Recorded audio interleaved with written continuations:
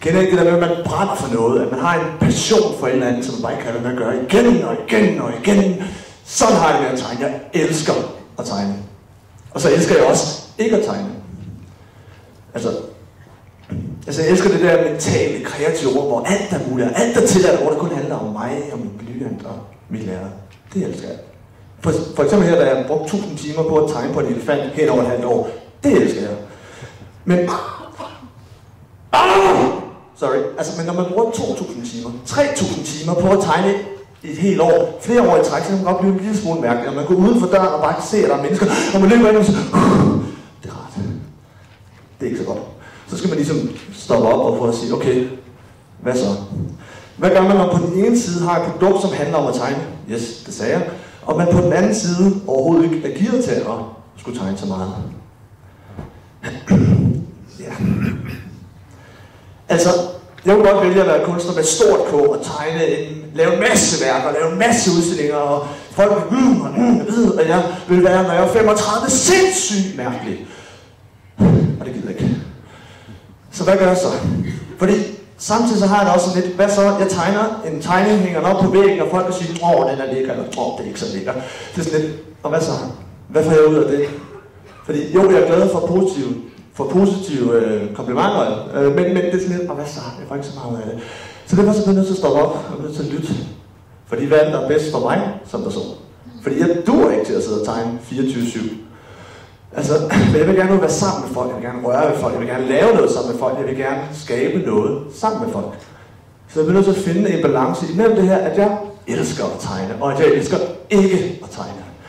Og når jeg samtidig gerne vil noget mere med den her tegning, og ikke mindst ved, at den her tegning kan meget mere. Hvad så? Oscar her, han har Asperger, og han kunne ikke koncentrere sig om noget som helst i 5 minutter ad gangen. Så havde vi en tegneworkshop, og nu sidder han og tegner 2-3 timer hver dag, fuldt koncentreret. Hans mor er glad. Fordi det handler nemlig ikke om, hvad det er, man tegner, men det handler om, at man tegner. Fordi igennem tegningen, så kan du få en rigtig stor fordybelse, og en stor koncentration, og en endnu større forståelse af en eller anden problemstilling, du sidder overfor. Fordi ved at øge sin kreative tilgang, som man kan gøre igennem tegningen, så kan man faktisk nå at tænke ud af boksen. Og hvis man gør det, så er det jo meget godt. Så det hjælper tegningen til. Og netop når man kan tænke ud af boksen, det er nemt, fordi der finder man de bedste løsninger, og finder de bedste produkter, forhåbentlig. Så, hvad gør jeg i dag? Jeg har sagt til mig selv, alt starter med tegning, men jeg må kun lave et værk om året. Så 3-4 måneder om året, der er jeg mærkelig. Det er ikke nu.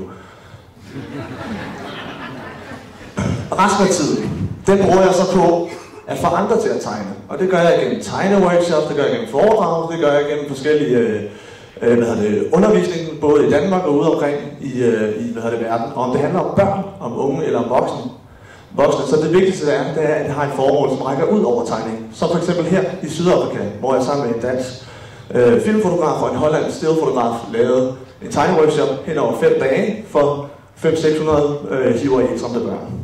Og de var sindssygt glade, for de lavede 3.500 tegninger på 5 dage, som de udstillede foran ambassaden, den hollandske og den danske, for den organisation, vi samarbejdede med, for byrådsmedlemmer dernede, for borgmesteren, for alle sammen, så de var glade, og det var vi også.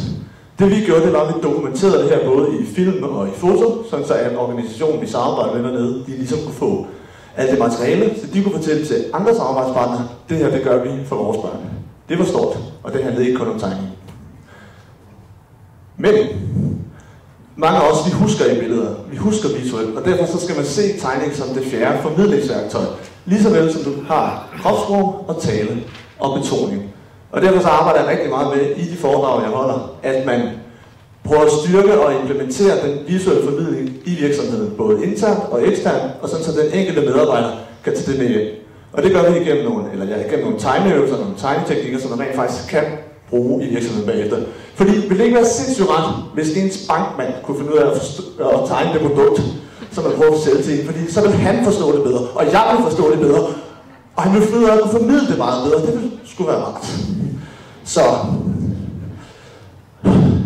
ja, mange gode oplevelser har jeg fået, men det vigtigste det er sådan set, at jeg har fundet en måde at gøre det på, hvor jeg har en balance nu. Så nu ved jeg, at det er holdbart, ikke bare i mit virke, men også for mig som person. Så nu kan jeg bare gøre, hvad jeg elsker allermest. At tegne og ikke at tegne. Tak skal du have.